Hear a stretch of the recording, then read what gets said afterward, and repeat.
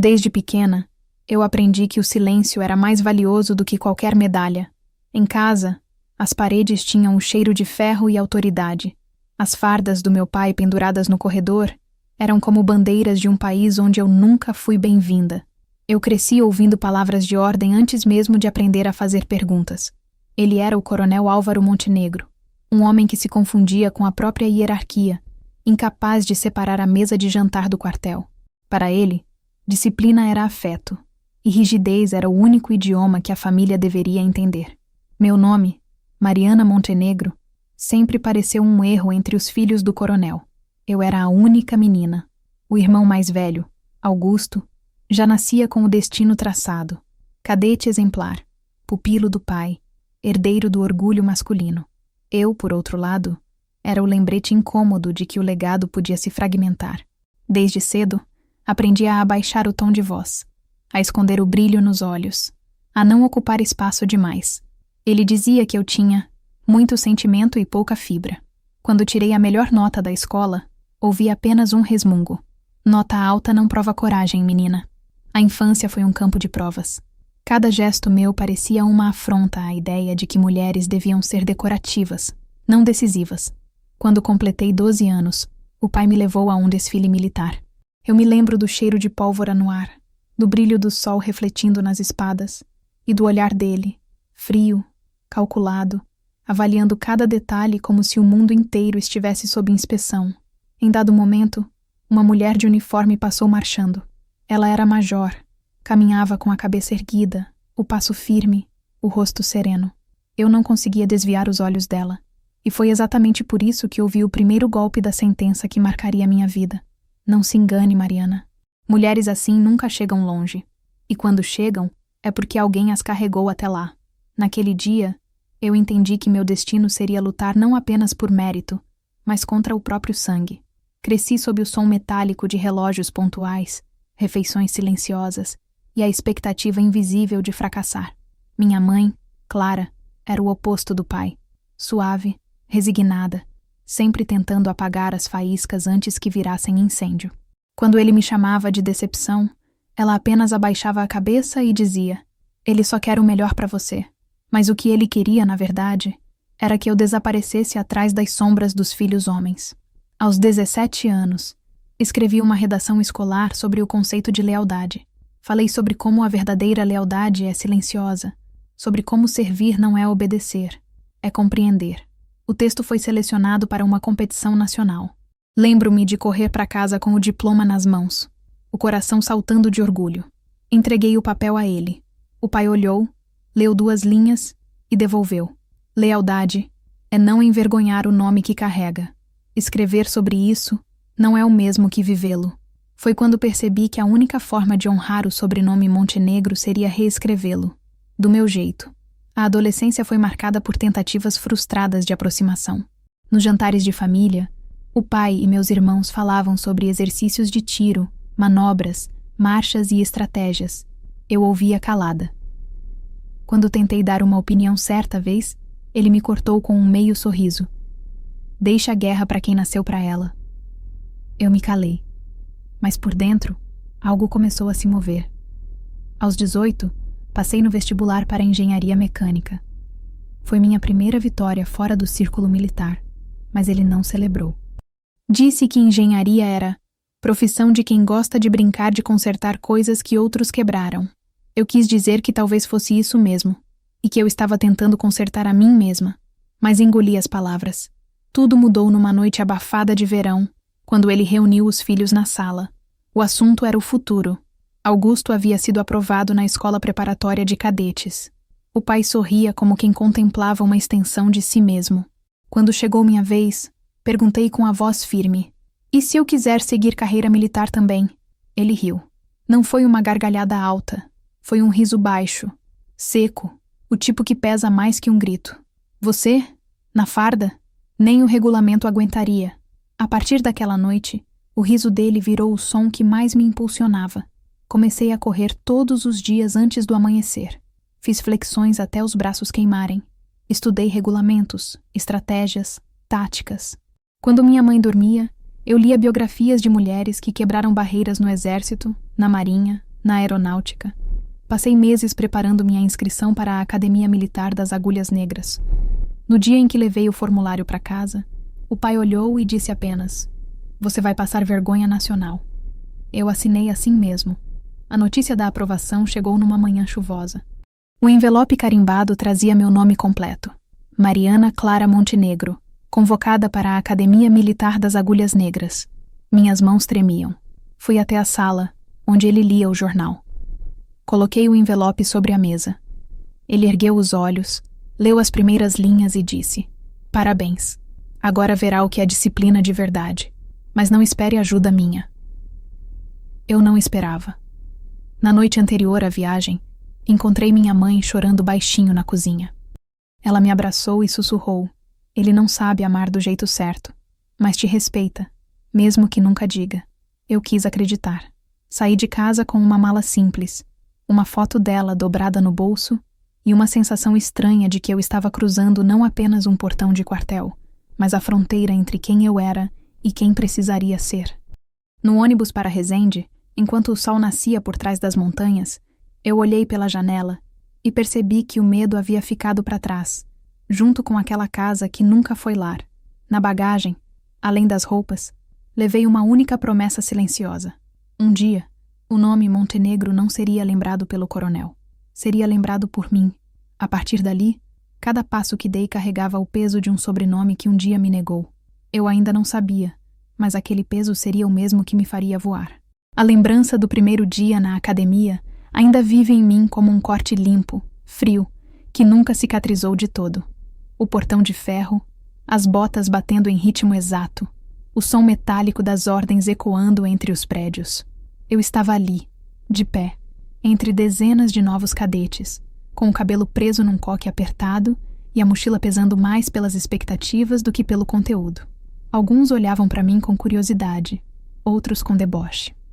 Era a única mulher no meu pelotão, e todos sabiam meu sobrenome antes mesmo que eu dissesse uma palavra. Montenegro, alguém murmurou atrás de mim, e o apelido virou sussurro que se espalhava no vento. A filha do coronel. A primeira semana foi uma mistura de exaustão e vigilância. Eu dormia com o uniforme dobrado ao lado da cama, porque qualquer atraso na formatura matinal era punido com corridas extras. O sargento instrutor parecia ter prazer em testar meus limites. Fazia questão de mandar repetir exercícios só porque meu passo não soava igual aos dos homens. Às vezes dizia: "A senhorita quer ser igual a eles, não quer? Então aguente como eles." Eu não respondia. Apenas mantinha o olhar fixo no horizonte, sentindo o suor escorrer pela nuca e a dignidade permanecer intacta, mesmo quando o corpo pedia trégua. A farda, no início, me parecia uma armadura e uma prisão ao mesmo tempo. O tecido áspero roçava na pele e deixava marcas, mas me dava uma sensação de pertencimento que eu nunca havia experimentado. Eu lembrava das palavras do meu pai: "Você vai passar vergonha nacional." Cada vez que alguém ria, ou que eu era deixada por último nas formações, repetia em silêncio: "Não vou cair." O primeiro mês terminou, e quando percebi, eu já não sentia o peso do fuzil, nem o desconforto do coturno. O corpo se adaptava, mas a mente, essa lutava contra outra guerra, a invisível, a das comparações, das insinuações e dos testes de caráter disfarçados de brincadeiras. Uma noite, no alojamento, uma colega deixou escapar um comentário que ecoou fundo. "Você sabe que só está aqui porque seu pai é coronel, né?" Eu olhei para ela sem raiva, apenas cansada. "Meu pai não assinou meu nome na prova", respondi. Ela desviou o olhar e nunca mais falou comigo. Descobri ali que o silêncio podia ser mais cortante que qualquer resposta. Nos treinamentos, eu era constantemente colocada à prova. Certa vez, numa pista de obstáculos sob chuva intensa, o instrutor mandou que eu passasse primeiro, para ver se o salto aguenta. Caí na lama 2 vezes, levantei 3. Terminei a travessia com o uniforme encharcado e o orgulho intacto. Ao final, o sargento apenas resmungou: "Não achei que conseguiria." Eu não respondi. Um simples "Senhor, permissão para retirar-se" foi minha forma de vitória. As cartas de casa chegavam com o mesmo tom distante. Meu pai raramente escrevia. Quando o fazia, eram bilhetes curtos, impessoais. "Mantenha o padrão. Não desonre o nome." Minha mãe, sim, mandava linhas trêmulas, escritas à mão, com cheiros de lavanda e saudade. Ele fala de você às vezes, dizia ela, mas nunca admite que sente orgulho. Eu lia e relia essas palavras à noite, antes de dormir, como quem tenta ouvir uma voz que vem de longe demais. Com o tempo, aprendi a encontrar refúgio nos detalhes. O som ritmado das botas nas marchas, o brilho discreto da lua refletida nos capacetes durante as guardas noturnas, o cheiro de pólvora misturado ao da terra molhada após os exercícios de tiro. Era nesses momentos que eu percebia. Apesar de tudo, eu pertencia àquele lugar. Não por causa do sobrenome, mas apesar dele. O reconhecimento começou aos poucos. Um tenente jovem, observando meus relatórios técnicos sobre manutenção de aeronaves, comentou: "Você leva jeito para a logística aérea." Eu apenas assenti, mas dentro de mim algo acendeu.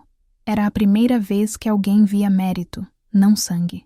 O ápice daquele primeiro ano veio na formatura. As famílias se reuniram no pátio principal. Eu sabia que meu pai estaria lá. Ele jamais perderia um evento militar, mesmo que fosse apenas para fiscalizar. Quando o comandante anunciou meu nome como destaque em desempenho físico e teórico, ouvi um murmúrio no público. Caminhei até o pódio, recebi a medalha, olhei rapidamente em direção à arquibancada. Lá estava ele, de braços cruzados, expressão neutra, o mesmo semblante de quem observa uma tropa, não uma filha. Por um instante, nossos olhares se cruzaram, e vi algo que parecia orgulho, ou talvez apenas surpresa, antes de ele desviar o rosto. Depois da cerimônia, encontrei-o próximo ao estacionamento. Ele segurava um copo de café, tenso, como se estivesse em serviço. "Fez o básico", disse. "Mas lembre-se, ainda não é ninguém aqui dentro." Eu respirei fundo. Quis dizer que ser ninguém sempre foi o ponto de partida de quem quer ser livre, mas calei. Ele virou-se, caminhou até o carro e partiu.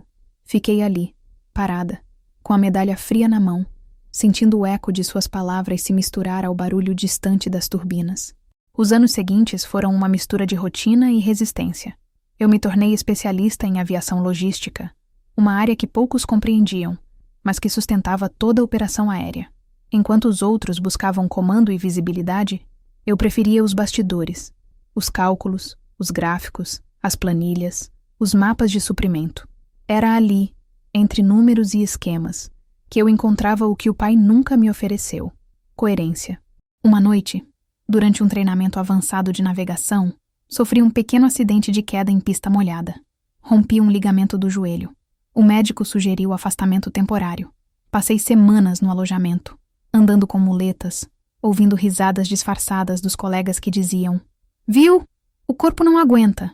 Em silêncio, eu fiz fisioterapia dobrada, recuperando-me com obstinação.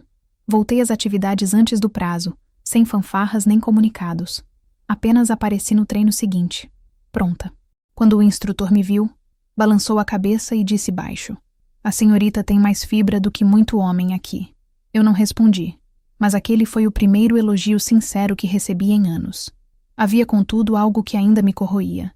Mesmo com as conquistas, sentia-me observada, medida, como se cada passo meu precisasse provar algo ao mundo.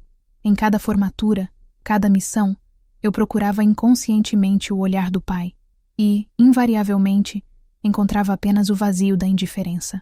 Foi então que percebi. Eu não precisava da aprovação dele para existir, mas ainda precisava me libertar dela para respirar. O segundo ano na academia trouxe novos desafios, e com eles, uma oportunidade inesperada.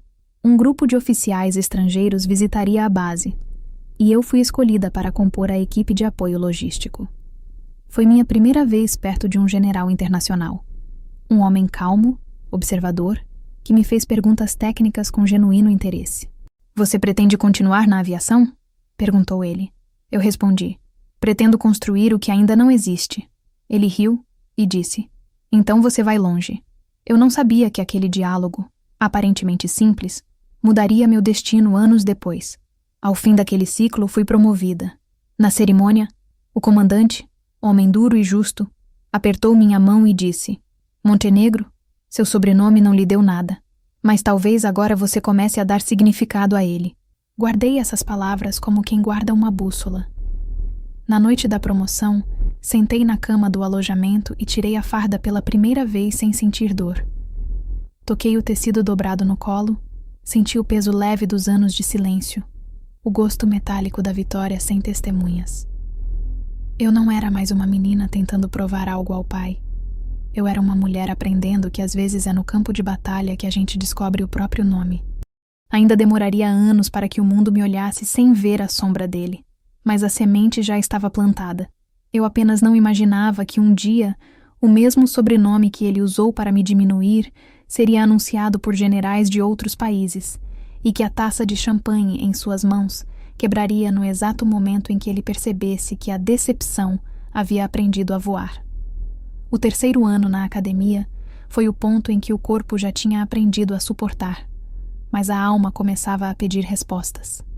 Eu sabia executar manobras com precisão, desmontar e montar um fuzil em menos de 30 segundos, correr 15 quilômetros sob chuva e lama sem perder o ritmo, mas nada me preparou para as sutis engrenagens da injustiça.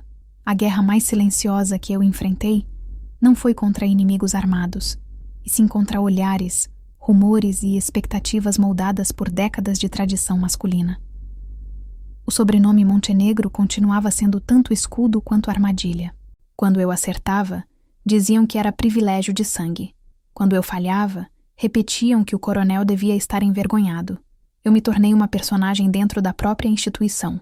Nunca apenas Mariana, sempre a filha do coronel. Às vezes, essa identificação me abria portas, mas a maioria das vezes me colocava sob holofotes que queimavam.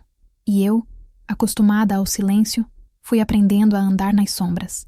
O episódio que marcou aquele período aconteceu numa missão de campo simulada. Uma dessas em que os cadetes precisavam liderar equipes em terrenos hostis. Eu havia sido designada comandante de grupo, e meu desempenho nas etapas anteriores havia sido exemplar. Tínhamos que planejar o deslocamento, o acampamento e a defesa noturna de uma área. A avaliação era feita por oficiais observadores escondidos na mata. Tudo ia bem até que, perto do amanhecer, uma falha de comunicação fez com que um grupo se deslocasse sem aviso. Quando perceberam o erro, era tarde demais. Um dos observadores foi capturado pela equipe adversária, o que nos custou pontos cruciais. Na volta à base, o instrutor-chefe me chamou ao gabinete. O olhar dele era frio, quase clínico. Cadete Montenegro, quer explicar por que perdeu o controle da situação? Tentei relatar o que ocorrera, mas ele me interrompeu. Não use nós. Diga eu disse. Assumi. Foi a primeira vez que percebi que, para algumas pessoas, minha presença bastava para justificar qualquer falha. Ele suspendeu o relatório e disse que levaria o caso à comissão de avaliação. No dia seguinte, vi meu nome afixado no mural de advertências. Nenhum dos outros envolvidos foi citado. A humilhação veio rápida e silenciosa. Nos corredores, os olhares me seguiam com a mistura de pena e alívio. A satisfação de quem se sente protegido enquanto o outro é jogado ao fogo. O pai, claro, soube. Uma semana depois, recebi um envelope com o brasão da família. Dentro, uma carta curta, escrita em caligrafia firme. Eu avisei que disciplina não se aprende com livros. Espero que isso te ensine. Que tipo de pai escreve uma carta assim à própria filha ferida? Rasguei o papel em pedaços, mas as palavras continuaram vivas na minha cabeça. Durante dias, pensei em desistir. A academia, que antes me parecia o caminho da autonomia, começava a se transformar em uma cela com janelas abertas. Eu podia ver o horizonte, mas não alcançar. Foi nesse período que conheci o Tenente Rui, um instrutor recém-chegado, especializado em logística aérea. Ele era um homem tranquilo, analítico, daqueles que falavam pouco e observavam muito. Numa tarde de manutenção de aeronaves, ele me viu revisando um plano de abastecimento que eu havia desenhado para um exercício e perguntou, com genuína curiosidade, se eu mesma tinha feito os cálculos. Assenti. Ele examinou o papel e disse apenas: "Você tem cabeça de comandante, Montenegro. Só ainda não descobriu que não precisa provar isso a ninguém." Aquela frase me salvou. Pela primeira vez, alguém enxergava além da farda, além do sobrenome, além do escândalo. Sob a orientação dele, comecei a estudar logística e engenharia aeronáutica, com mais profundidade. Descobri que eu tinha um talento quase instintivo para calcular rotas, combustíveis, pesos e autonomia de voo. Era como se o ar, para mim, fosse uma forma de matemática viva. Meses depois, o tenente Rui recomendou meu nome para integrar um projeto de otimização de suprimentos aéreos. Era um trabalho de bastidor, longe dos desfiles e das honras públicas, mas eu aceitei sem pensar. Ali, entre planilhas e simuladores, encontrei um tipo de liberdade que o campo de treinamento jamais me deu. Trabalhar com máquinas me libertava da necessidade de ser humana demais. Elas não julgavam, não olhavam de cima, não repetiam as frases do meu pai. Elas apenas funcionavam, ou não. E na minha mão, elas sempre funcionavam. O problema é que o mérito de uma mulher, especialmente jovem e solitária, incomoda mais do que qualquer erro. Quanto mais os resultados apareciam, mais os sussurros aumentavam. Diziam que o tenente tinha simpatia especial por mim, que havia motivos pessoais para minha ascensão. Nenhum dos boatos era verdadeiro, mas todos eram úteis a quem precisava diminuir uma mulher sem sujar as mãos. Um dia, ao entrar no refeitório, o som das conversas parou por um segundo. Senti os olhos me acompanhando até a mesa. Sentei sozinha, comendo devagar, e pensei que talvez aquele fosse o preço de ser invisível por escolha, mas observada por necessidade. Quando o projeto foi concluído e apresentado ao comando, meu nome apareceu no relatório técnico como coautora. O tenente Rui fez questão disso, mas na cerimônia de apresentação, o general supervisor ignorou minha presença. Cumprimentou apenas os oficiais homens. Excelente trabalho dos senhores, disse. A academia precisa de mentes assim. Eu não era um senhor, e portanto, não existia. Naquela noite, sentei no alojamento e olhei pela janela. O céu estava limpo, e o ruído distante das aeronaves cortava o silêncio. Pensei em como o som dos motores parecia um grito preso, alto, constante, impossível de ignorar. Peguei meu caderno e escrevi uma frase que ainda guardo comigo. O ruído das hélices é o som da liberdade tentando nascer. O destino quis que pouco depois uma nova oportunidade aparecesse. Um programa de intercâmbio com a Força Aérea de outro país buscava oficiais para treinamento técnico. As vagas eram poucas, e a seleção rigorosa. Inscrevi-me sem contar a ninguém. No dia da entrevista, o coronel avaliador me olhou com aquela expressão que eu já conhecia, meio surpresa, meio desconfiada, e perguntou: "Por que você acha que merece representar a academia?" Respondi sem hesitar: "Porque já aprendi a lutar até quando ninguém me dá armas." Ele anotou algo e disse: "Veremos." Fui aprovada. O anúncio saiu num boletim interno, discreto. A notícia chegou à minha família por meio de um antigo colega do meu pai. Quando ele soube, não ligou, não escreveu. Mandou um recado pela minha mãe. Diga a ela para não envergonhar o país. Foi o último contato entre nós por quase 4 anos. A viagem para o exterior foi o início da minha segunda vida. Num novo idioma, entre novas pessoas, eu pude ser apenas Mariana, sem sobrenomes. Lá, percebi o quanto o medo de ser julgada havia me feito pequena. Comecei a dar palestras sobre otimização aérea, publiquei artigos técnicos e fui convidada para acompanhar uma equipe em missões conjuntas. Era o tipo de reconhecimento que eu jamais teria recebido em casa. E pela primeira vez, me senti inteira. Mas mesmo a liberdade traz sombras. Quando uma das missões internacionais resultou em falha de comunicação e uma aeronave sofreu danos, meu nome voltou a circular. Não por glória, mas por suspeita. Eu estava longe do comando direto. Mas como integrante do projeto, a responsabilidade recaiu sobre mim. Revivi o mesmo julgamento injusto dos tempos de academia, só que agora em escala global. Investigações, relatórios, reuniões. No final, o laudo técnico provou que a falha era de um sistema importado, não humano. Fui inocentada, mas a marca ficou. O general estrangeiro que acompanhava o caso, o mesmo que eu conhecera anos antes na visita à academia, me chamou ao gabinete.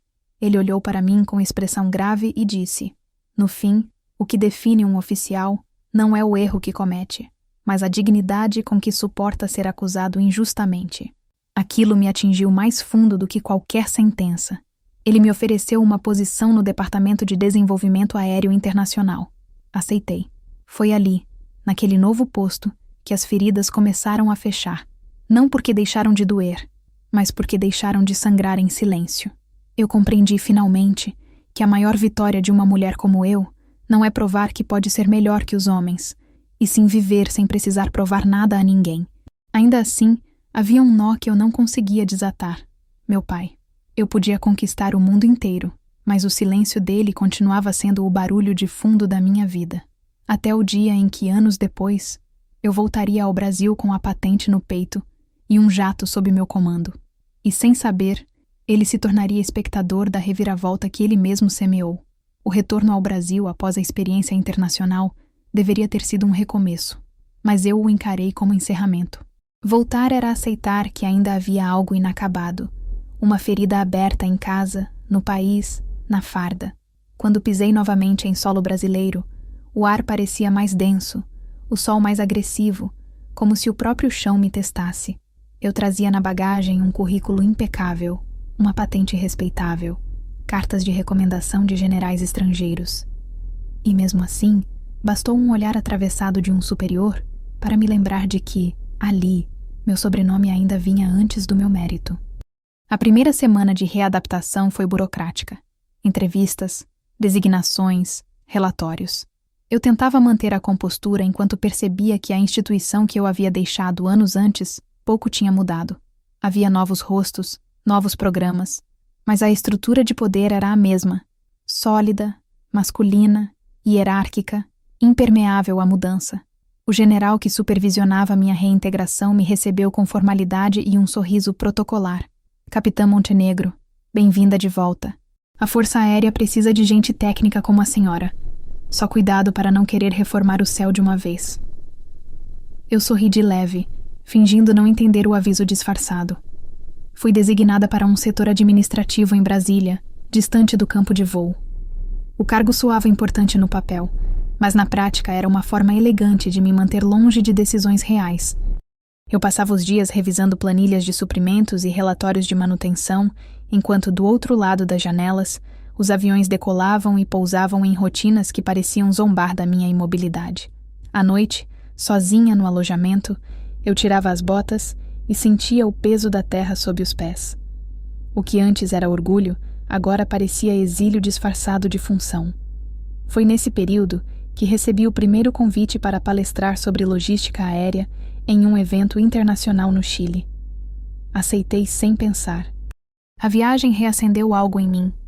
O gosto pelo desconhecido, a liberdade de ser avaliada apenas pelo que eu produzia, não por quem eu era filha.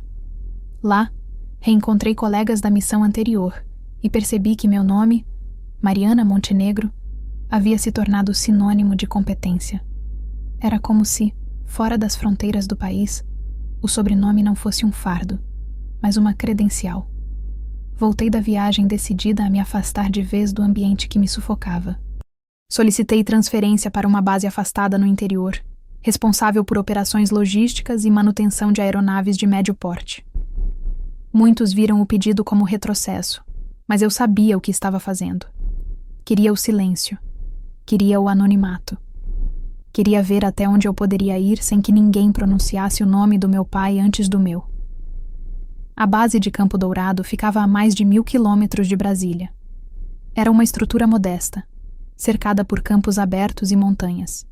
O som das turbinas era constante, e o cheiro de querosene se misturava ao da terra vermelha. Lá, o tempo parecia andar devagar. O comandante local, um major de meia-idade chamado Bento, me recebeu com uma mistura de curiosidade e respeito. "Aqui não tem tapete vermelho, capitã", disse ele.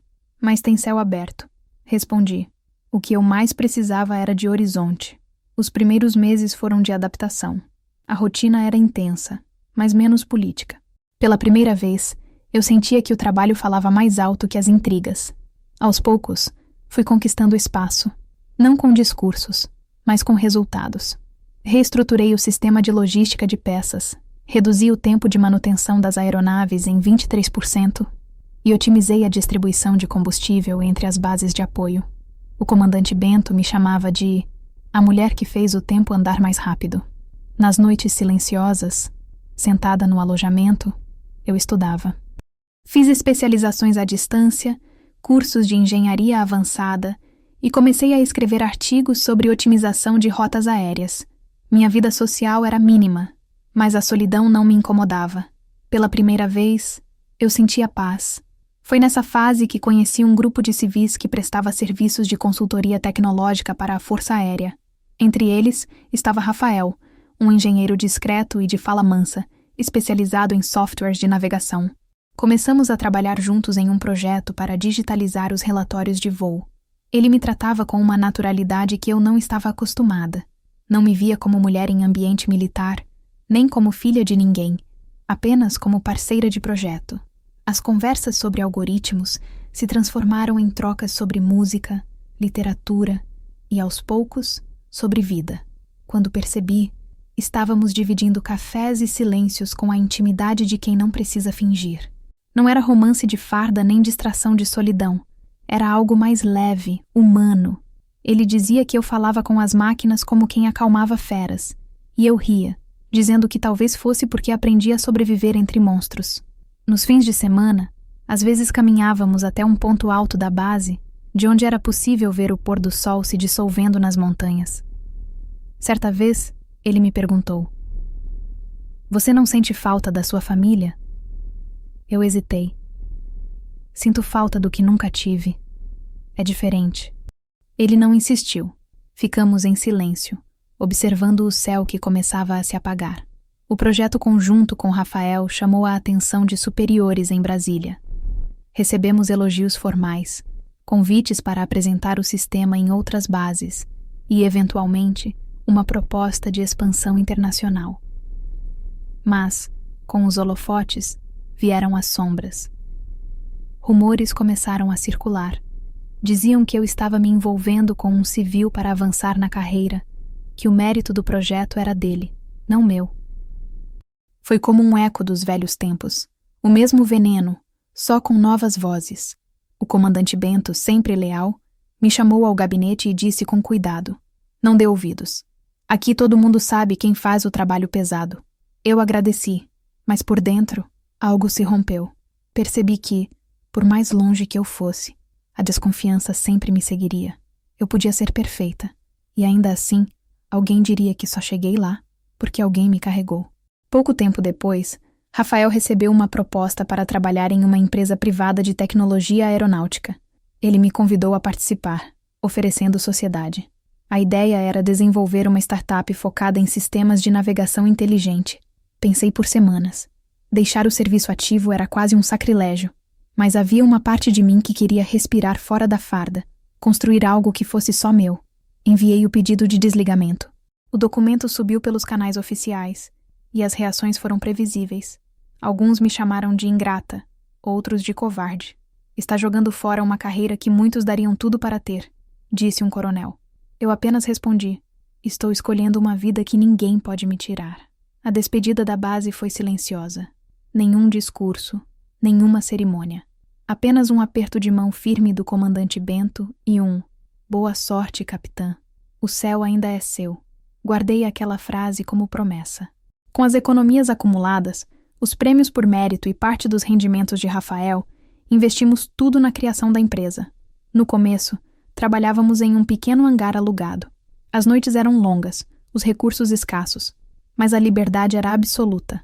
Nenhum superior para aprovar cada decisão, nenhum sobrenome para pesar. O primeiro protótipo do sistema, batizado de Éter, foi um sucesso. Em poucos anos, nossa tecnologia começou a ser usada em operações civis e militares em vários países. O jato particular veio depois, não como luxo, mas como ferramenta de trabalho. Quando assinei o contrato de compra, senti uma vertigem. Aquela aeronave representava mais do que poder. Era a materialização do que eu havia sonhado desde a adolescência. Voar por conta própria. À medida que a empresa crescia, eu crescia junto. Recebi prêmios, palestras, contratos internacionais. E aos poucos, meu nome voltou a circular nos meios militares. Agora não mais como filha do coronel Montenegro, mas como comandante e empresária de sucesso, referência em engenharia aeroespacial. Ainda assim, o passado não ficou para trás. Certo dia, recebi um convite formal para participar de um evento em homenagem a oficiais veteranos. Entre os homenageados estava meu pai.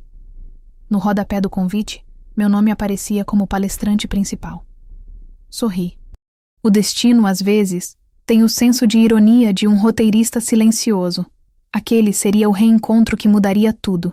O evento aconteceria em Brasília, com presença de generais de 4 países, incluindo o mesmo que um dia me elogiara por suportar a injustiça com dignidade. Ele viria ao Brasil em visita oficial.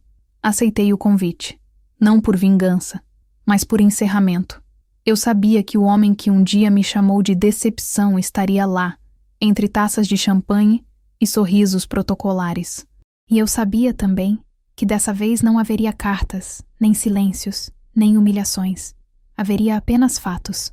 Naquela noite, antes de dormir, olhei pela janela do meu apartamento em São Paulo e vi o reflexo das luzes nas asas do jato estacionado no hangar. Toquei o vidro e murmurei. O exílio acabou. Eu não fugira do país, nem da farda, nem do pai. Apenas aprendi a viver fora da sombra. O reencontro estava marcado. E quando ele acontecesse, a mulher que subiria a bordo não seria mais a filha do coronel. Seria a comandante do próprio céu. Quando aceitei o convite para participar daquele evento em Brasília, não imaginava que o destino daria uma volta tão precisa, quase matemática. Aquele seria, em teoria, apenas um encontro simbólico entre gerações da Força Aérea, veteranos, oficiais da ativa e jovens cadetes. Mas eu sabia que, por trás da pompa e do cerimonial, havia algo muito mais profundo, o reencontro inevitável com o passado, e não apenas com o meu pai, mas com tudo o que o nome Montenegro significava dentro e fora das fardas. O salão principal estava impecável. Lustres de cristal refletiam o dourado das insígnias, e o ar cheirava a protocolo e lembranças. As fileiras de assentos eram divididas por hierarquia. Os mais antigos, na frente, os representantes internacionais ao centro, e nós, os palestrantes e homenageados, posicionados estrategicamente ao lado do púlpito.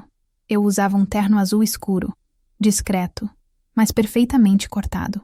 Nenhum adorno desnecessário, nenhum traço de vaidade, apenas a elegância funcional de quem aprendeu a ser notada sem chamar atenção. O general norte-americano, que anos atrás me oferecera a vaga no Departamento de Desenvolvimento Aéreo, estava entre os convidados de honra. Quando me viu, abriu um sorriso de reconhecimento. Captain Montenegro, disse em inglês. You made it. Eu apenas sorri de volta. Ele não sabia, mas sua presença ali teria um papel maior do que qualquer um podia prever. Meu pai estava na primeira fila, fardado com as medalhas alinhadas no peito. O tempo havia feito pouco por ele, ainda ereto, imponente, dono de uma autoridade natural que parecia resistir à própria velhice. Quando entrei no salão, nossos olhos se cruzaram por um instante. Não houve saudação, nem surpresa, apenas um reconhecimento mudo, como 2 soldados que se veem em lados opostos de uma trincheira antiga. A cerimônia começou pontualmente, como tudo que ele sempre exigiu de mim. Hinos, discursos, condecorações. Quando chamaram meu nome para subir ao palco, senti o murmúrio percorrer o salão. Muitos ali sabiam da nossa ligação. Alguns se lembravam do episódio na academia. Outros apenas intuíram a tensão invisível que flutuava entre nós. O general americano levantou-se e foi até o púlpito para me apresentar. Senhoras e senhores, disse em português hesitante, tenho a honra de apresentar uma das mentes mais brilhantes com quem já trabalhei. Ela começou como oficial, tornou-se engenheira e hoje é referência internacional em tecnologia de navegação aérea. O mundo conhece Mariana Montenegro.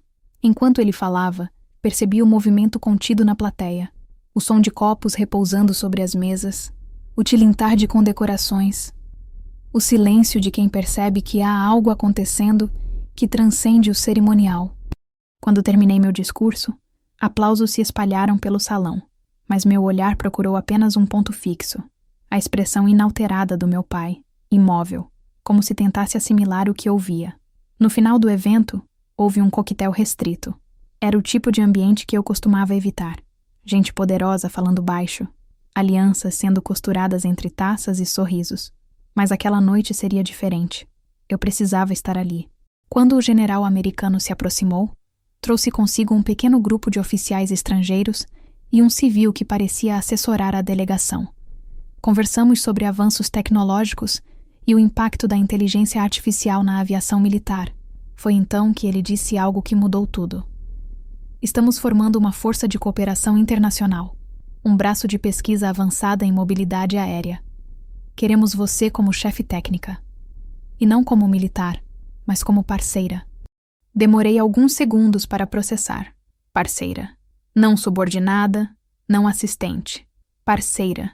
Ele explicou que o projeto envolvia governos e investidores privados e que a intenção era criar aeronaves de resposta rápida, híbridos entre jatos executivos e militares, com sistemas inteligentes de coordenação em tempo real.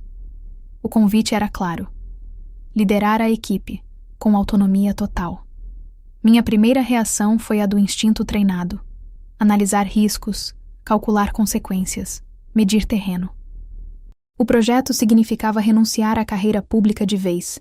Eu deixaria para trás o sistema que me formou, mas que também me feriu. Significava enfrentar um novo tipo de pressão: ser mulher em um cargo que muitos homens sonhavam em ocupar e ser estrangeira em um consórcio dominado por potências. Mas havia também uma sensação que eu não experimentava havia anos: liberdade. Aceitei. Não com euforia, mas com a serenidade de quem sabe reconhecer o momento em que o destino finalmente muda de direção. O general apertou minha mão e disse com um leve sorriso: eu sabia que você não aceitaria ficar no chão. Nos meses seguintes, minha vida se transformou em um fluxo ininterrupto de reuniões, voos e decisões. O novo centro de operações ficava em Zurique, e de lá partíamos para testes em diferentes bases. A cada protótipo que decolava, eu sentia uma parte de mim cicatrizar. O jato que eu projetara com a equipe, batizado de EOS, era uma extensão do meu próprio corpo. Elegante, silencioso, eficiente. Um pássaro de alumínio e propósito. Enquanto isso, no Brasil, a notícia se espalhava. Reportagens, entrevistas, artigos. Oficial brasileira lidera projeto internacional de tecnologia aérea. Pela primeira vez, o nome Montenegro aparecia nos jornais, sem estar precedido pelo título do meu pai. Ele, claro, se manteve em silêncio. Nem um telefonema, nem uma carta. Mas eu soube por um ex-colega que certa vez, durante uma reunião, ele interrompeu uma conversa sobre o assunto dizendo apenas: ela sempre quis voar alto demais. Não o culpei. Cada um entende o sucesso dos outros de acordo com o tamanho do próprio orgulho. Com o avanço do projeto, o consórcio me concedeu ações e um cargo vitalício no conselho técnico. Isso me deu autonomia financeira e, com ela, o poder de decidir os rumos da minha vida. Foi quando decidi comprar meu próprio jato. Não um símbolo de vaidade, mas de emancipação. Quis uma aeronave que representasse tudo o que conquistei sem pedir permissão. Um espaço móvel onde eu fosse, ao mesmo tempo, piloto e dona, engenheira e comandante. Quando a entrega foi concluída, o general americano insistiu em ser o primeiro passageiro da viagem inaugural. A rota: Zurique a Brasília, para uma conferência de cooperação internacional. A mesma que meu pai, agora já aposentado, participaria como convidado especial. O círculo se fechava com precisão quase cruel. 3 dias antes do evento, recebi um e-mail da organização pedindo confirmação de voo. Li 2 vezes a lista de passageiros. Lá estava ele, Coronel Reformado Álvaro Montenegro. Ri sozinha. O destino, afinal, tem o hábito de costurar ironias com mãos invisíveis. Na noite anterior à decolagem, sentei sozinha na cabine do EOS. As luzes da pista se refletiam no painel de comando, e por um momento, o silêncio me envolveu como um manto. Toquei o metal frio da alavanca de potência, e pensei em todas as vezes que ouvi a frase: mulher não aguenta a pressão do campo. Quantas vezes me disseram que eu estava fora do meu lugar, que deveria me contentar com menos. E ali estava eu, em controle total de uma máquina capaz de cruzar o Atlântico sem escala. Quando o dia chegou, vesti meu uniforme cerimonial, aquele mesmo que tantos disseram que eu nunca teria direito de usar. Cheguei ao hangar antes do amanhecer. O general americano já me aguardava, de uniforme impecável, sorriso calmo, postura de quem sabe o valor da espera. "Ready, Captain?" perguntou. Respondi apenas: "Always." Os convidados começaram a chegar em carros oficiais. Meu pai veio no último, acompanhado de 2 antigos colegas de farda. Mesmo à distância, reconheci o andar rígido, o olhar avaliador. o mesmo que me perseguiu a vida toda. Quando o general se aproximou para recebê-lo, ele fez uma saudação formal, sem perceber quem comandava o jato atrás dele. E então, como se o tempo se dobrasse sobre si, ouvi a frase que ecoaria para sempre. Ela é apenas uma decepção, meu pai disse ao general 4 estrelas, acreditando falar em tom privado. O general o olhou de relance, sem entender. E quando subiu a escada da aeronave e me viu no cockpit, a surpresa foi imediata. Virou-se para o coronel e perguntou em tom admirado. Quer dizer, esta é a aeronave da sua filha? A taça de champanhe que o pai segurava escorregou de sua mão e se partiu em 1000 pedaços sobre o chão metálico da escada. Eu não disse nada.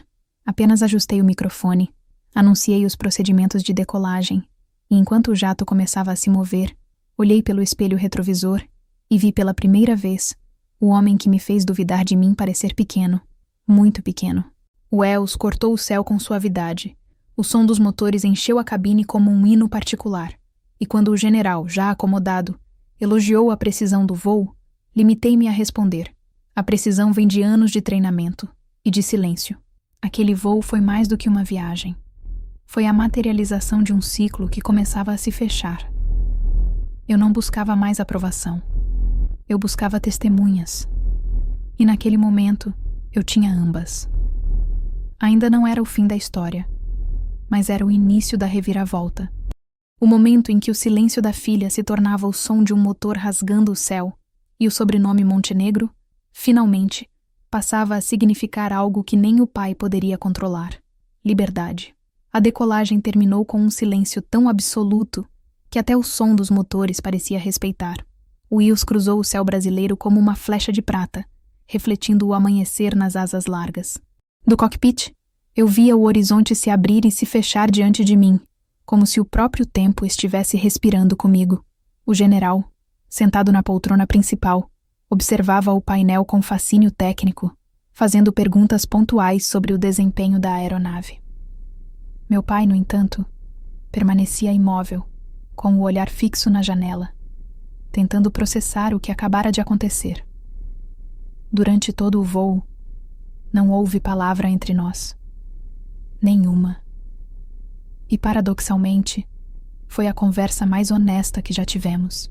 Porque no silêncio, ele finalmente teve que ouvir, não minha voz, mas a realidade.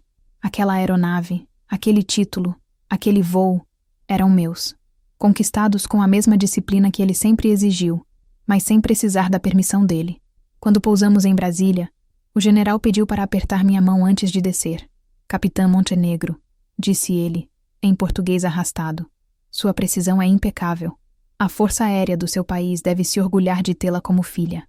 Ele não imaginava o duplo sentido da frase. Atrás dele, meu pai observava, tenso, as palavras ecoarem. Foi a primeira vez que vi seu rosto perder o controle da expressão. Por um breve instante, o homem que sempre me olhou de cima pareceu se encolher. O protocolo de desembarque seguiu normal. Eu permaneci no cockpit até que todos deixassem a aeronave. Quando saí, o sol já estava alto, refletindo no metal do Wells como uma lâmina. Ao descer os degraus, vi o general acenando e meu pai, alguns metros adiante, parado ao lado do carro oficial. Ele parecia hesitar entre se aproximar ou fingir indiferença. Eu parei diante dele e, com a calma de quem não espera mais nada, disse apenas: "Espero que tenha apreciado o voo." Ele abriu a boca, mas não encontrou palavras. O silêncio entre nós foi mais eloquente que qualquer discurso. Apenas respondeu seco. Não esperava menos do nome Montenegro. Sorri. Nem eu. Foi tudo. Nada de abraços. Nada de reconciliação melodramática. O que houve ali foi reconhecimento. E isso, vindo dele, já era milagre. O motorista se aproximou, abriu a porta e ele entrou sem olhar para trás. Enquanto o carro se afastava, eu permaneci imóvel, sentindo o vento quente bater no rosto. Por dentro, um alívio sutil, quase invisível. Eu não precisava de perdão, só de testemunhas. E o destino me dera uma plateia inteira. Os dias seguintes foram um turbilhão. A imagem do pouso foi parar em jornais e redes sociais. Filha de coronel reformado comanda voo de demonstração com general internacional. A imprensa adorava a ironia. Entrevistas, convites, palestras. O nome Montenegro, pela primeira vez, Aparecia associado a algo que eu construí. As manchetes diziam: Comandante brasileira se destaca em projeto aeroespacial. Mulher rompe barreiras na aviação militar. Decepção? Só para quem não aprendeu a ver além da hierarquia. Eu lia tudo com uma mistura de gratidão e distanciamento. Não havia satisfação no sentido comum, aquela euforia de vitória sobre quem nos feriu. Era outra coisa, mais madura, mais fria. Uma sensação de que o tempo, afinal, havia me devolvido tudo o que me tiraram, só que multiplicado. Em uma das conferências subsequentes, o ministro da Defesa me convidou a retornar oficialmente à Força Aérea, não mais como subalterna, mas como consultora-chefe do Programa de Inovação Tecnológica. Era um cargo de prestígio, com autonomia e orçamento próprio. Eu hesitei. Parte de mim ainda temia mergulhar novamente no mesmo sistema que me havia quase destruído. Mas outra parte, a que aprendeu a transformar feridas em combustível, sabia que recusar seria permitir que o passado continuasse ditando os rumos do meu presente. Aceitei. No dia da cerimônia de posse, vesti novamente a farda. A mesma que anos antes pesava como armadura, agora parecia leve, moldada ao corpo. Cada dobra, cada medalha, cada distintivo contava uma história de resistência.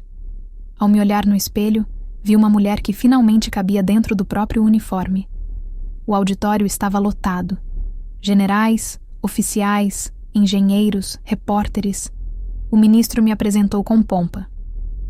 Hoje, celebramos não apenas uma carreira, mas uma jornada. A comandante Montenegro representa o que há de mais moderno em nossa força: inteligência, estratégia e visão. Eu caminhei até o púlpito e olhei a plateia. Não o vi de imediato, mas sabia que ele estava lá. O coronel reformado Álvaro Montenegro, sentado discretamente na última fileira, o que para ele era quase um ato de humildade. Falei pouco. Contei sobre as falhas e os aprendizados, sobre a importância de errar com dignidade e vencer com silêncio. Disse que a aviação, mais do que uma ciência, era uma forma de fé. A crença inabalável de que, mesmo quando tudo parece cair, ainda há algo que nos sustenta no ar. O auditório aplaudiu. Eu não olhei para ele, mas senti seu olhar, pela primeira vez, não como julgamento, mas como peso. Depois da cerimônia, recebi dezenas de cumprimentos, abraços formais, fotos, cartões. Quando o salão começou a esvaziar, percebi que ele se aproximava. Vinha devagar, como quem carrega mais lembranças do que passos. Parou diante de mim, o olhar indecifrável. Nunca pensei que fosse me ver vestindo isso outra vez. Disse, tocando levemente o tecido do meu uniforme. Nem eu. Respondi sem ironia. Houve um silêncio, denso, quase respeitoso. Ele respirou fundo, e por um segundo pensei que diria algo como orgulho ou desculpa. Mas o que saiu foi o que sempre saiu. Você sempre quis provar demais. Sorri, serena. E o senhor sempre quis que eu desistisse cedo demais. Ele desviou o olhar, e eu soube que a conversa terminava ali, não por falta de assunto, mas porque, pela primeira vez, estávamos em pé de igualdade. Ele não tinha mais o que me ensinar, e eu já não precisava que ele aprendesse nada. Nos meses seguintes, o cargo me colocou no centro de decisões estratégicas. Eu coordenava equipes, aprovava projetos e representava o país em reuniões internacionais. Passei a frequentar os mesmos salões onde, anos atrás, apenas servia café para superiores. E, ironicamente, os mesmos homens que um dia riram de mim agora me pediam conselhos técnicos. Eu não os humilhava. A verdadeira vingança, descobri, é a elegância. Durante esse período, o El se tornou meu segundo lar. Sempre que podia, pilotava sozinha. Era o único espaço onde o silêncio não doía.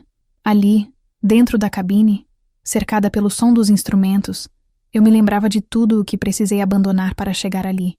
O afeto, a ingenuidade, a necessidade de aprovação.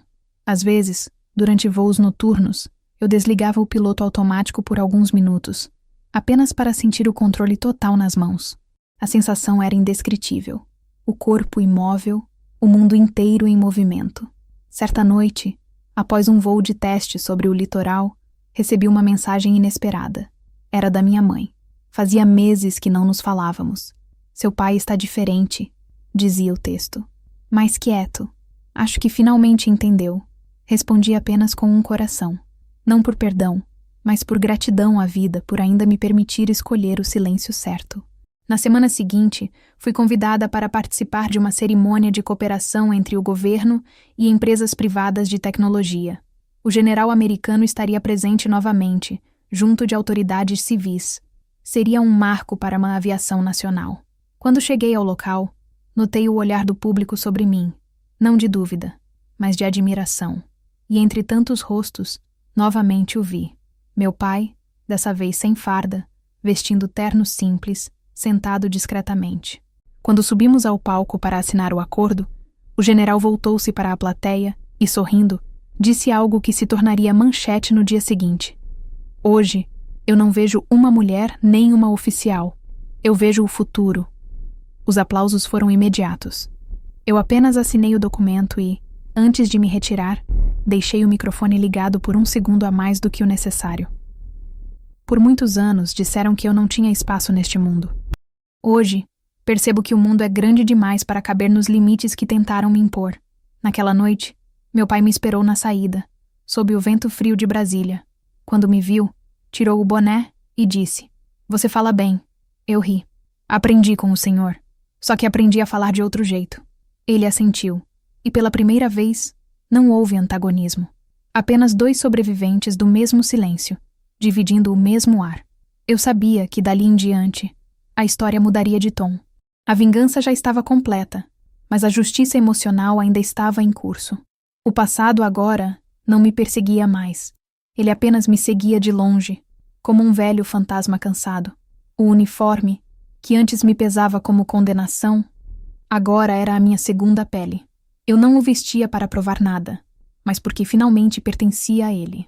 E quando, meses depois, recebi o convite para assumir a direção de uma missão internacional conjunta, com o ELS como a aeronave principal, compreendi que aquele seria o verdadeiro clímax da minha história. O retorno em uniforme não era sobre voltar ao ponto de partida. Era sobre mostrar que, às vezes, o ponto de chegada é o mesmo lugar, só que visto de cima.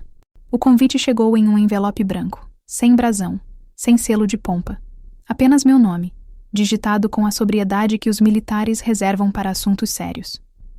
Era uma manhã comum na base de Brasília. O céu limpo, o cheiro metálico das turbinas, os sons ritmados dos passos no corredor. Eu abri o envelope com a distração de quem já recebeu centenas de comunicações oficiais, mas as primeiras linhas fizeram meu coração parar por um instante.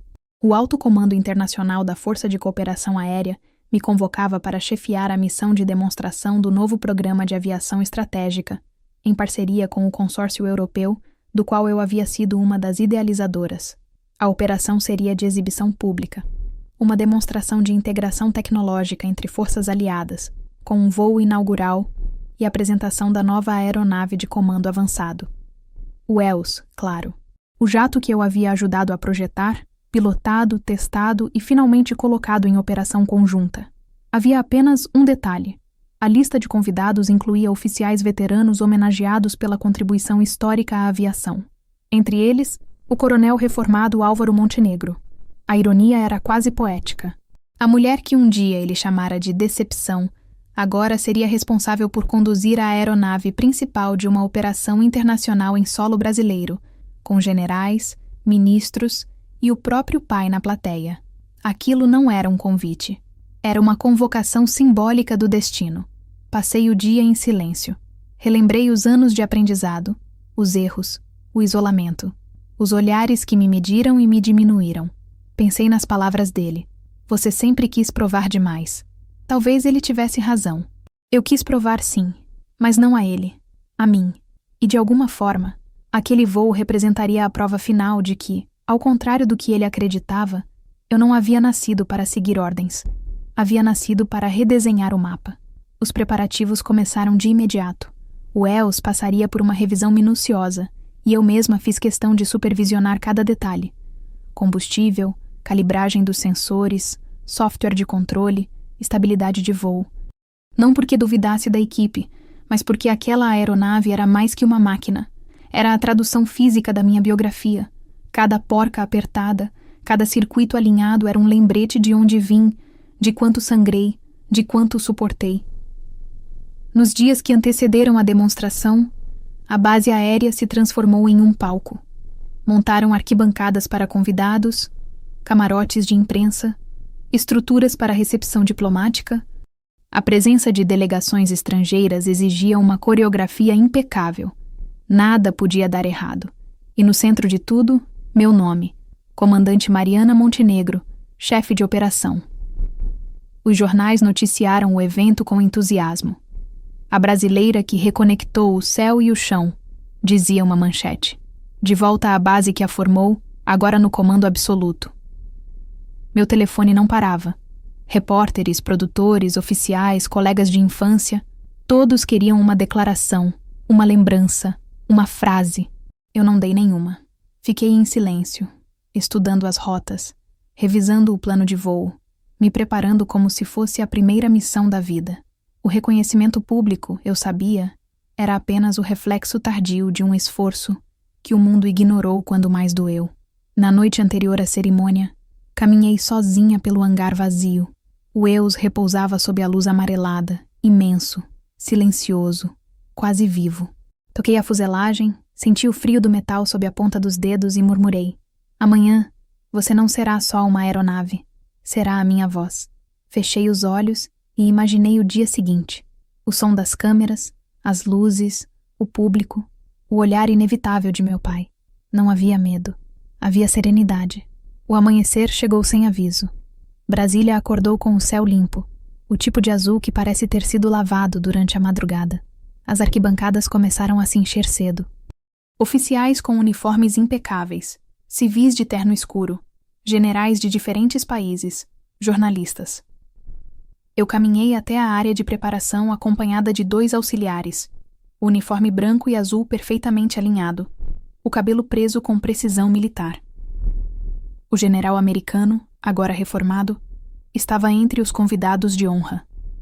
Quando me viu, abriu um sorriso genuíno. Nunca duvidei de que o céu acabaria tendo o seu sotaque, disse ele, em tom baixo.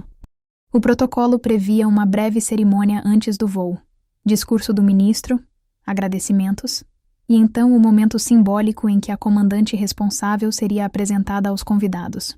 Fiquei atrás do palco, ouvindo a sequência com o coração sereno, até o instante em que o cerimonialista anunciou: e entre os homenageados desta manhã, temos o coronel reformado Álvaro Montenegro, presença ilustre e símbolo de dedicação à Força Aérea Brasileira. O público aplaudiu.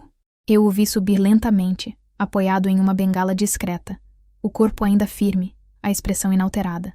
O tempo não o havia derrotado. Quando recebeu o certificado de honra, o ministro brincou. E pensar que o senhor formou gerações inteiras de oficiais. Ele respondeu com a mesma voz de sempre. Formei alguns bons, outros decepcionaram. Houve risos. Eu fiquei imóvel, o olhar fixo no horizonte. Minutos depois, o cerimonial anunciou o início da demonstração aérea. Os convidados seriam levados até o pátio de embarque para acompanhar a decolagem simbólica do Eus, conduzida por mim e acompanhada, a título honorário, pelo general estrangeiro. Todos se levantaram. A movimentação começou. Entre os convidados autorizados a visitar a cabine antes da partida, estava o coronel Montenegro. Eu o vi aproximar-se pela escada, lento, observando o exterior da aeronave com atenção. O brilho prateado do Eus refletia em seu rosto envelhecido. Atrás dele, o general sorria, orgulhoso, e comentou em tom descontraído: Coronel, essa aeronave é um feito notável. A senhora comandante é motivo de orgulho internacional. Meu pai respondeu, no mesmo tom de sempre, sem perceber que sua voz chegava até mim. Ela é apenas uma decepção. O tempo parou. Foi como ouvir o eco de uma frase antiga, mas dita com uma frieza ainda mais polida. O general arqueou as sobrancelhas intrigado e perguntou: Decepção? Mas esta é a aeronave dela, não é? E quando subiram os degraus e entraram na cabine, a cena se completou. Ele me viu, de pé, no comando, com o uniforme impecável e o semblante sereno. O general virou-se para ele e repetiu, desta vez mais alto: Quer dizer, esta é a aeronave da sua filha? A taça que meu pai segurava para o brinde escorregou de seus dedos e se partiu no chão com um estalo seco. O som reverberou pela escada metálica como o disparo de uma arma simbólica. Ninguém disse nada. Eu apenas inclinei a cabeça em cumprimento e disse: Senhores, acomodem-se. Temos um céu a atravessar. O general sorriu, impressionado. O coronel, pálido, sentou-se sem olhar para mim. Enquanto iniciava a sequência de partida, o painel brilhou em luzes azuis e verdes. As turbinas responderam ao meu comando como se reconhecessem minha voz. O Wells deslizou pela pista com a elegância de um predador em silêncio. Quando deixamos o solo, o público aplaudiu. E eu, pela primeira vez, senti que cada aplauso não era por mim. Era por todas as vezes em que me mandaram calar. Durante o voo, a tensão era palpável. O general fazia comentários técnicos, encantado com a estabilidade. Meu pai mantinha os olhos fixos na janela, talvez para não me encarar, talvez para esconder a vergonha. Eu falava pouco, cada palavra medida. Expliquei manobras, altitude, rota, e por dentro, agradeci por ter aprendido a falar o idioma do silêncio.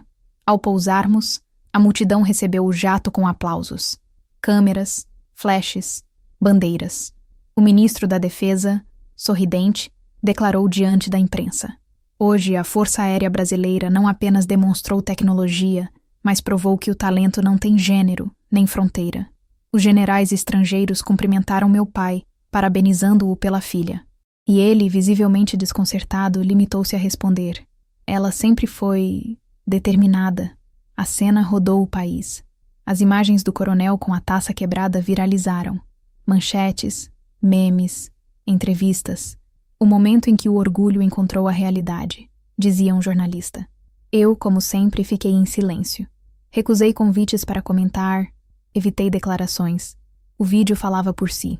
Nos dias seguintes, recebi uma enxurrada de mensagens de jovens mulheres da academia, aspirantes, oficiais, engenheiras. Diziam que haviam assistido àquele voo chorando, que pela primeira vez acreditavam que o impossível era possível. Algumas mencionaram as palavras do ministro, outras apenas escreviam: Obrigada por existir. Eu respondia a todas com a mesma frase: O céu é de quem o constrói, não de quem o herda. Enquanto o mundo celebrava, ele se calava. Meu pai não me procurou. Nenhuma ligação, nenhuma carta. Apenas o silêncio. O mesmo silêncio que me acompanhou desde a infância, mas agora invertido. Eu era a calma, ele o ruído. Meses depois, recebi uma correspondência da Força Aérea confirmando minha condecoração com a Ordem Nacional do Mérito Aeronáutico. A cerimônia ocorreria no mesmo hangar onde o Wells dormia. Eu aceitei. Não porque precisasse de mais medalhas, mas porque entendi que cada uma delas era um ponto final na frase que ele nunca conseguiu concluir. O convite impensável havia fechado um ciclo. O jato, o voo, o olhar, o som da taça quebrando. Tudo aquilo não era vingança. Era redenção. Não dele, minha. E ainda que o futuro reservasse mais capítulos, ali, sobre o concreto quente da base aérea, eu soube. Eu já tinha vencido a guerra que travava desde a infância. E pela primeira vez, ela havia terminado em silêncio. Há frases que se dizem como quem exala um costume, sem pensar, sem medir, como se fossem verdades herdadas de gerações. A frase que ele pronunciou naquele dia, ela é apenas uma decepção. Não nasceu ali. Era o eco de uma vida inteira condensado em 5 palavras. Mas dita diante de câmeras, generais e uma aeronave que levava meu nome, ela não foi apenas uma agressão. Foi um epitáfio público. Um corte limpo, certeiro, que matou o pouco que restava entre nós. O vídeo do momento se espalhou antes mesmo que o jato pousasse. Jornalistas com olhos treinados captaram o instante exato em que o general, surpreso, pergunta: Quer dizer, esta é a aeronave da sua filha? E a taça cai. O estilhaço do cristal virou metáfora nas manchetes do dia seguinte. A filha que o pai chamou de decepção, e o som do vidro quebrando como resposta. Eu não precisei dizer nada. O país inteiro ouviu por mim. As horas que seguiram o pouso foram de uma calmaria tensa. O hangar fervilhava com jornalistas e oficiais, mas eu caminhava entre eles com a serenidade de quem já esperava o inevitável. Cada microfone estendido em minha direção trazia perguntas veladas. Comandante, O que sentiu ao ouvir as palavras do seu pai? Pretende se pronunciar? Haverá reconciliação? Eu apenas respondia, sempre no mesmo tom. Meu dever era conduzir o voo com segurança. E foi o que fiz. Era verdade. Naquele instante, minha maior conquista não foi o reconhecimento, nem o aplauso. Foi o autocontrole. A menina que um dia chorava trancada em alojamentos, agora caminhava em meio a flashes, imperturbável. Não havia mais espaço para lágrimas. A dor antiga tinha se transformado em compostura, mas o mundo, diferente de mim, adorava espetáculo. No dia seguinte, as redes sociais se dividiram entre quem me via como heroína e quem me acusava de humilhar o pai. Filhos ingratos, diziam uns. Mulheres poderosas que sabem se vingar com classe, diziam outros. Eu não respondi a ninguém. Permaneci em silêncio. O mesmo silêncio que ele sempre me impôs, agora devolvido com a força de um espelho. Enquanto isso, dentro dos círculos militares, o episódio virou uma fábula instantânea. Jovens cadetes comentavam em voz baixa. Você viu a comandante Montenegro? Fez o pai engolir a própria língua. Alguns superiores mais antigos, desconfortáveis com a repercussão, tentaram amenizar. Aquilo foi mal interpretado. O coronel sempre foi homem de poucas palavras. Outros, mais pragmáticos, viram no ocorrido uma oportunidade. Ela é um exemplo do que queremos projetar para o futuro da Força Aérea, competência sem apadrinhamento. Em menos de uma semana, recebi 3 convites para entrevistas televisivas, um convite para escrever um livro e uma proposta para palestrar em um congresso internacional sobre liderança feminina. Recusei todos. Havia algo de vulgar em transformar minha história em produto.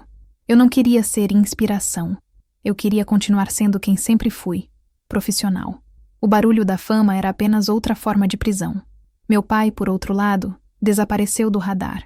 Deixou de comparecer a eventos, cancelou compromissos e se recolheu à casa de campo onde passava os dias lendo relatórios antigos, como se tentasse encontrar neles uma versão do mundo onde ele ainda mandava.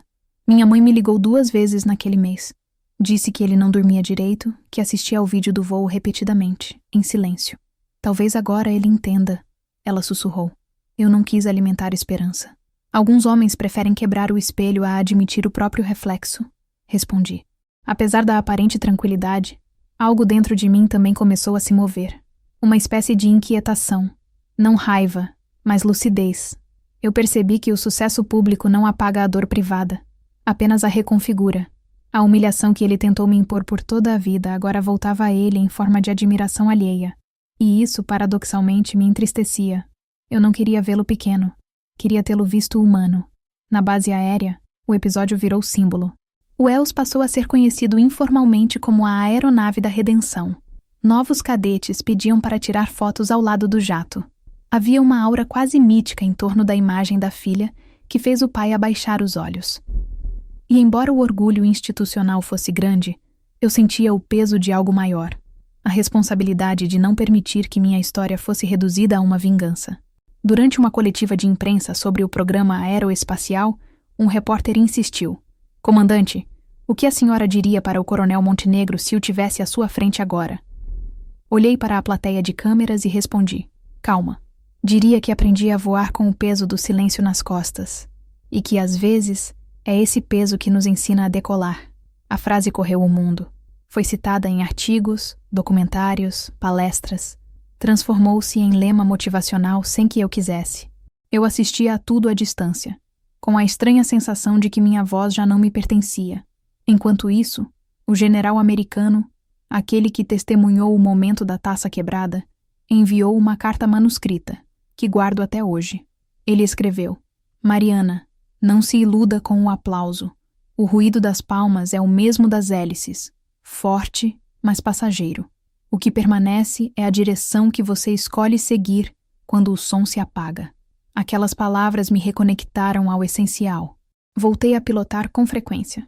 O ELS tornou-se meu refúgio entre uma viagem e outra. Lá em cima, acima das nuvens, a gravidade parecia suspender até as lembranças. Às vezes, durante voos noturnos, eu olhava as luzes das cidades abaixo e pensava em quantas vidas se cruzavam sem nunca se entender. Pais e filhas, mestres e aprendizes, vencedores e feridos. O mundo inteiro é feito de histórias que se desencontram. Certa tarde, após pousar em São Paulo, encontrei uma carta deixada pela assessoria da Força Aérea. Era um convite formal. O comando gostaria que eu ministrasse uma palestra na Academia Militar para os novos cadetes. O tema: superação e disciplina. Ri sozinha. O destino, mais uma vez, costurava ironias. Eu voltaria exatamente ao lugar onde tudo começou. Agora não como aluna, mas como lição viva. Na véspera da palestra, recebi um e-mail inesperado. O remetente, Álvaro Montenegro. Nenhum texto, apenas uma linha no assunto. Posso assistir? Fiquei olhando para a tela por longos minutos, sem saber se era uma provocação, um pedido ou uma rendição tardia. Respondi com uma única palavra: sim. O dia da palestra amanheceu quente. O auditório da academia estava lotado. Uniformes alinhados, rostos jovens, olhos atentos. Subi ao palco e olhei para a plateia. Ele estava lá, na última fileira, sentado ereto, o rosto mais envelhecido, o olhar contido. Falei durante 40 minutos. Contei sobre fracassos, injustiças, medo. Disse que disciplina sem empatia é apenas rigidez, que força sem escuta é tirania, e que o verdadeiro comando começa quando a gente aprende a liderar a si mesmo. No fim, o auditório aplaudiu de pé. Eu agradeci e desci do palco. Ele não se aproximou. Apenas se levantou, ajeitou o paletó e acenou com a cabeça, num gesto pequeno, mas inédito. Aquele aceno valia mais do que qualquer palavra. Naquela noite, em casa, preparei um chá e sentei à janela. A lua cheia se refletia no vidro, e pela primeira vez senti paz. A frase dele, a maldita frase, já não me cortava. Era cicatriz. E cicatrizes, aprendi, são medalhas invisíveis. Não brilham à luz, mas sustentam o que sobreviveu. Dias depois, soube por minha mãe que ele havia doado parte dos livros e medalhas ao Museu Militar da cidade. Disse que não precisa mais provar nada a ninguém, contou ela. Talvez finalmente ele tenha entendido. Eu sorri, mas não perguntei mais. Não precisava. Às vezes, a redenção acontece no mesmo tom em que a ofensa foi dita, em silêncio. Na semana seguinte, o alto comando me comunicou uma nova missão, uma que fecharia o ciclo por completo.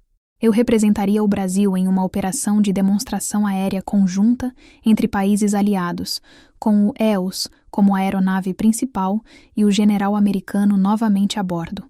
A notícia se espalhou rapidamente e, entre os passageiros convidados para o voo cerimonial, um nome me chamou a atenção: Coronel reformado Álvaro Montenegro. O universo, mais uma vez, preparava sua ironia. Eu não temi. Apenas respirei fundo e pensei: que venha o próximo voo, porque afinal, há frases que cortam, e há mulheres que aprendem a voar pelas bordas do corte. O convite para a missão conjunta parecia apenas mais uma formalidade diplomática, mas havia um peso secreto em cada linha daquele documento. Eu o li lentamente, sentada no meu escritório, enquanto o sol se punha atrás do hangar onde o EOS descansava. O texto era seco, militar. Operação de Demonstração Aérea Internacional. Comandante-chefe, Mariana Clara Montenegro. Convidado de honra, Coronel reformado, Álvaro Montenegro. Eu reli o nome dele várias vezes. Cada letra parecia um lembrete de que o tempo, por mais que passasse, sempre encontrava um modo de nos confrontar com o que deixamos em suspenso. Não senti raiva, nem medo. O que senti foi uma curiosa neutralidade, um vazio quase científico, como se eu observasse a minha própria vida de fora. O que poderia restar para ser dito entre nós? Ele já havia me negado, me reduzido, me silenciado. E, paradoxalmente, foi nesse mesmo silêncio que construí tudo o que ele acreditava impossível. Agora, o destino nos colocava lado a lado em um espaço onde ninguém pode fugir, um cockpit. Nos dias que antecederam o voo, mergulhei no trabalho. Revisei cada protocolo de segurança. Estudei cada rota. Conferi o sistema de navegação até o limite da exaustão. O EOS era mais do que uma aeronave. Era um espelho do meu caráter. Limpo, calibrado, sem falhas. Do lado de fora, a imprensa alimentava expectativas. Pai e filha juntos em voo histórico. Era curioso ver como o público se fascinava por reconciliações que talvez nunca existissem. Para eles, eu era a filha que provou valor. Para mim, eu era apenas uma mulher que aprendeu a voar com o peso do nome nos ombros. Na manhã do evento, Brasília acordou com o céu de um azul perfeito, sem uma única nuvem. O pátio da base estava repleto de bandeiras, câmeras, oficiais, diplomatas. A cerimônia de abertura foi breve, protocolar. O general americano, agora velho amigo, discursou com aquela solenidade leve que só os estrangeiros dominam. Hoje não celebramos máquinas, mas mentes. Esta aeronave representa o triunfo da perseverança humana sobre o peso da tradição. Todos aplaudiram, e eu percebi no meio da multidão o perfil do meu pai, rígido, imóvel, cercado por colegas veteranos que cochichavam ao redor. Fui até o jato. A fuselagem reluzia sob o sol, como se o metal tivesse sido polido pela própria história. Coloquei o capacete, ajustei o uniforme e subi a escada com passos firmes. No topo, virei-me discretamente e vi quando ele começou a subir também, acompanhado do general.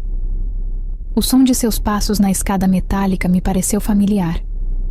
O mesmo som das botas que eu ouvia ecoar no corredor de casa quando era criança, pouco antes de ele abrir a porta e me repreender por algo que eu nunca entendia direito.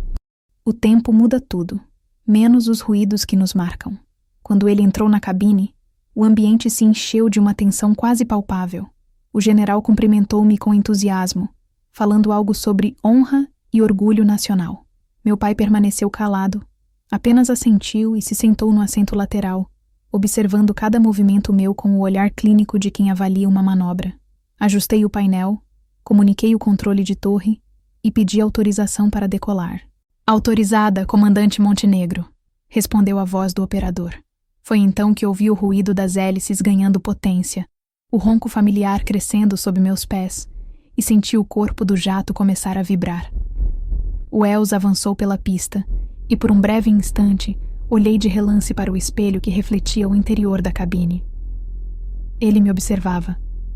Não com desprezo, nem orgulho, mas com um desconcerto quase humano. A decolagem foi suave.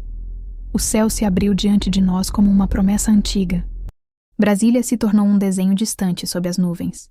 O general sorria, encantado com a precisão da aeronave. Perfeita estabilidade, comentou. E controle impecável. Agradeci sem olhar para trás. Meu pai permaneceu em silêncio, as mãos sobre o joelho, o olhar fixo na imensidão azul. Depois de 20 minutos de voo, ativamos o modo de demonstração. O Els executou uma manobra coordenada com outras 2 aeronaves da frota aliada. Tudo sincronizado. Altitudes, rota, tempo. Lá embaixo, milhares assistiam à coreografia metálica nos céus, enquanto as telas transmitiam ao vivo.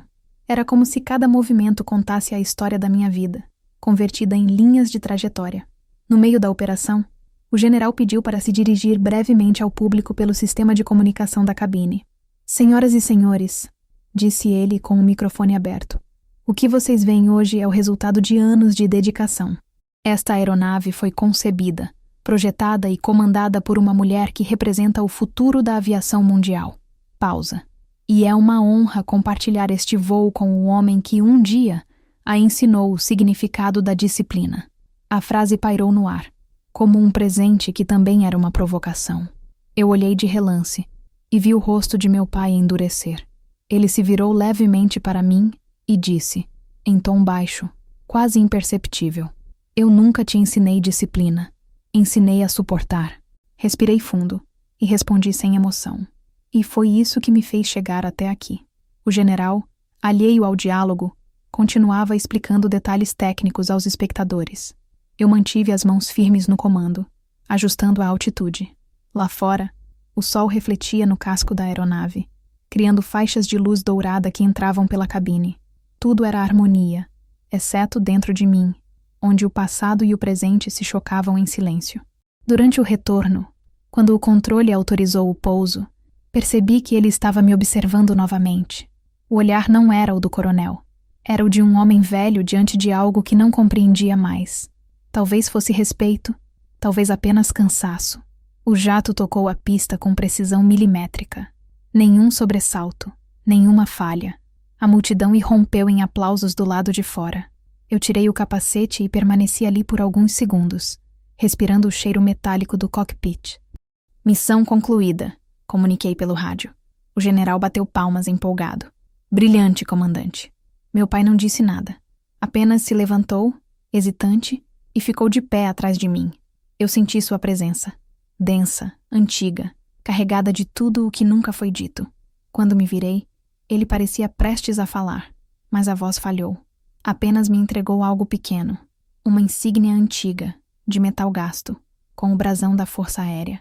Era do meu pai, murmurou. Ele dizia que cada geração carrega o céu de um jeito. Talvez agora seja o seu. Foi o mais perto de um pedido de perdão que ele já chegou. Peguei a insígnia, olhei por um segundo e disse: Obrigada, coronel. Não o chamei de pai. Talvez porque naquele momento ele não fosse.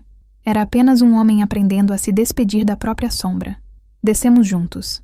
A multidão esperava no pátio, aplaudindo. O general se adiantou para cumprimentar a imprensa, e nós ficamos para trás, lado a lado, olhando o Wells estacionado, refletindo o céu. Você construiu o seu próprio hangar, ele disse, num tom que misturava admiração e derrota. Não, pai. Eu aprendi a decolar sem ele. Ele sorriu cansado, como quem finalmente aceita o óbvio. O vento soprou forte, levantando poeira e folhas. Pela primeira vez em toda a minha vida, ele me tocou o ombro, um gesto breve, mas verdadeiro, e disse apenas: Voou bonito, filha. Eu o encarei, e naquele instante não havia mais rancor, nem dívida, nem disputa. Havia apenas 2 sobreviventes do mesmo silêncio. Horas depois, sozinha no hangar, sentei no degrau da escada do Wells e observei o entardecer tingindo o metal de laranja. A base estava quase vazia, o ruído dos mecânicos distante. Peguei a insígnia que ele me dera e a coloquei sobre o painel, ao lado do logotipo da aeronave. Pela primeira vez, 2 montenegros coexistiam no mesmo símbolo, não como inimigos, mas como parte de uma mesma linha que enfim se completava. O momento no jato não foi o ápice da vitória. Foi o instante em que percebi que o poder, quando é real, não precisa esmagar nada para existir. Ele apenas permanece, sereno, como um avião pairando sobre o vento certo. Naquela noite, quando as luzes do hangar se apagaram, eu ainda estava lá dentro, sozinha, respirando o ar frio do metal. Olhei para o painel e sussurrei: Agora sim, é o meu céu. E por um segundo, juro que ouvi o eco de uma voz antiga, distante, quase carinhosa responder: Está em boas mãos. Os dias que seguiram aquele voo foram de um silêncio novo. Não o silêncio do medo, nem o silêncio imposto por autoridade, mas um silêncio limpo, livre, quase sagrado. O tipo de quietude que vem quando o ciclo se encerra e a alma, exausta, entende que já não precisa se defender. Voltar à base depois de tudo aquilo me parecia um sonho distante, algo que talvez eu mesma tivesse inventado em algum momento de solidão. Mas ali estava eu, viva, inteira, e finalmente em paz, com o som da minha própria respiração. A repercussão do voo foi imensa. As imagens do pouso, do gesto do meu pai ao me entregar a insígnia, circularam em jornais, documentários, programas de TV. As manchetes não falavam mais de vingança, nem de ruptura. Falavam de reconciliação silenciosa, de legado, de continuidade. Alguns repórteres tentaram transformar nossa história em um espetáculo de redenção. A filha que perdoa o pai, o coronel que reconhece a grandeza da mulher que criou. Mas não era sobre isso. Era sobre compreender que o perdão não é um gesto, é um estado. E eu já estava nele. Nos bastidores, enquanto o país ainda falava de nós, a vida seguiu em tom menor. Recebi novos convites, conferências internacionais, projetos de pesquisa, cargos em conselhos técnicos. Escolhi recusar quase todos. Pela primeira vez em anos, não queria mais provar nada. Eu já havia provado tudo. Queria tempo. Queria o céu sem compromissos. O ar sem agenda. Voltei ao hangar algumas vezes nas semanas seguintes. O Wells repousava ali como um animal sereno, o metal refletindo o azul do teto e as luzes noturnas. Certa tarde, sentei-me na escada lateral. as botas tocando o chão de concreto frio, e fiquei apenas observando as partículas de poeira dançarem na luz. Toquei o brasão que ele havia me dado, agora fixado discretamente na base do painel, e percebi o quanto aquele pequeno pedaço de metal havia mudado de significado. Antes, era símbolo de hierarquia. Agora, era apenas herança, não do poder, mas da persistência. Recebi uma mensagem da minha mãe naquela noite. Ela dizia que ele andava mais calado, que passava as manhãs cuidando do jardim e às vezes se sentava na varanda, olhando para o céu por longos minutos. Outro dia te viu passando na televisão e disse: ela aprendeu a voar como eu sempre soube que faria. Eu li a mensagem 3 vezes. Não chorei, apenas sorri, sentindo o peso de um afeto que, mesmo torto, ainda existia. No mês seguinte, fui convidada para representar o país em uma missão simbólica, uma travessia transatlântica com o Wells, saindo do Brasil rumo à Suíça, onde o consórcio internacional havia se estabelecido. Seria minha despedida formal da Força Aérea e meu retorno à vida civil, como engenheira e consultora. Aceitei, não por necessidade, mas por gratidão. O céu me havia dado tudo, e eu queria me despedir dele do jeito certo, em movimento. No dia da partida, a base estava quase vazia. Nenhuma cerimônia, nenhuma câmera. Apenas o som distante de motores e o vento batendo nas bandeiras. Entrei no cockpit sozinha. O painel acendeu como se me reconhecesse. Fiz o checklist de rotina, comuniquei à torre, e a voz do operador me soou familiar. Autorizada, comandante Montenegro. Bons ventos. Sorri. Obrigada. Sempre são. Enquanto o Wells ganhava velocidade, senti o corpo leve, como se algo antigo se desprendesse de mim. O chão ficou pequeno. As luzes da cidade se apagaram sob as nuvens, e o céu se abriu em um azul profundo e silencioso. Lá em cima, o tempo deixava de existir. Era como se o mundo inteiro coubesse dentro do painel iluminado, do som constante dos motores, do leve tremor do metal. Durante o voo, pensei em tudo o que havia ficado para trás. Os anos de humilhação, os olhares de desprezo, as noites em que chorei escondida para não parecer fraca.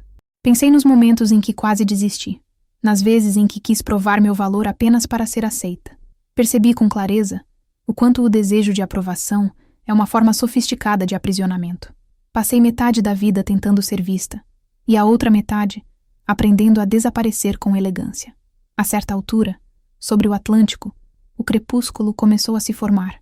O sol, baixo, tingia o céu de laranja e dourado. As nuvens pareciam montanhas líquidas. Ajustei o piloto automático e deixei que o Wells seguisse o curso. Fiquei olhando o horizonte e pensei em meu pai, o homem que me ensinou a suportar, ainda que sem saber. Entendi então que ele não fora o obstáculo da minha vida, mas o instrumento. Foi o peso da sua exigência que me fez levantar voo. Peguei o rádio e, por impulso, mudei a frequência para a da base de Brasília. Silêncio. Depois, uma voz rouca, familiar, respondeu. Aqui é a Torre Central. Identifique-se. Comandante Montenegro, em voo de travessia. Só queria confirmar que ainda escuto vocês. A pausa do outro lado foi longa, quase emocionada. E então, uma voz que eu reconheceria em qualquer frequência. O operador era o mesmo sargento que servira com meu pai. Respondeu baixo. O país inteiro te escuta, comandante. E tem orgulho disso. Desliguei o rádio. Às vezes, não é preciso continuar a conversa quando ela já disse tudo.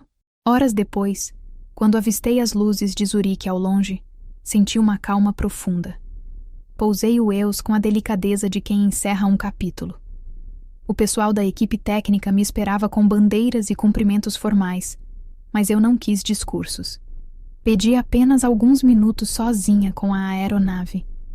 Caminhei em volta dela, tocando o metal frio, sentindo o eco das minhas próprias pegadas no chão.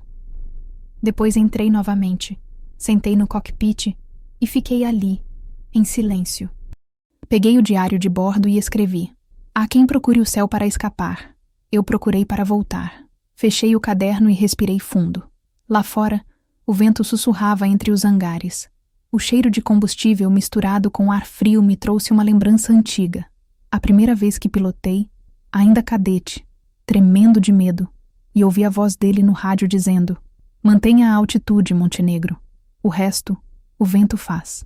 Por um instante, desejei poder ouvir isso de novo, não como ordem, mas como lembrança. Na manhã seguinte, acordei com uma notificação no telefone. Um e-mail sem remetente identificado. Apenas o assunto. Altura de cruzeiro. O corpo da mensagem continha uma única frase. O céu é teu, filha. Fiquei olhando para a tela por um longo tempo. Talvez fosse ele. Talvez não. Mas de algum modo, isso já não importava. O que importava é que, mesmo que o passado jamais se desfaça, ele pode aprender a não pesar. A vida civil me recebeu com gentileza. Passei a morar próxima ao lago, em uma casa pequena, de janelas largas e vista para as montanhas. Nas manhãs frias, o vapor do café se misturava ao da respiração, e eu pensava em como é raro chegar ao ponto exato entre solidão e serenidade. O Wells continuava sendo meu refúgio. De tempos em tempos, eu o levava para voos curtos, apenas para sentir o céu. Nenhum destino, nenhuma pressa. Certa noite, enquanto sobrevoava o Mediterrâneo, lembrei de algo que o general americano me dissera meses antes. O poder verdadeiro é silencioso, porque não precisa provar que existe. Naquele instante, entendi que o céu é o lugar onde o silêncio fala. E o meu, depois de tantos anos, falava de liberdade. Não houve final grandioso, nem reconciliação cinematográfica. Houve apenas a vida, simples e contínua. Ele envelheceu em paz. Eu continuei voando. E o mundo, indiferente, seguiu girando. Mas às vezes, quando estou em altitude de cruzeiro, sozinha com o som constante dos motores e o infinito pela frente, ainda sinto uma presença tênue, um eco distante.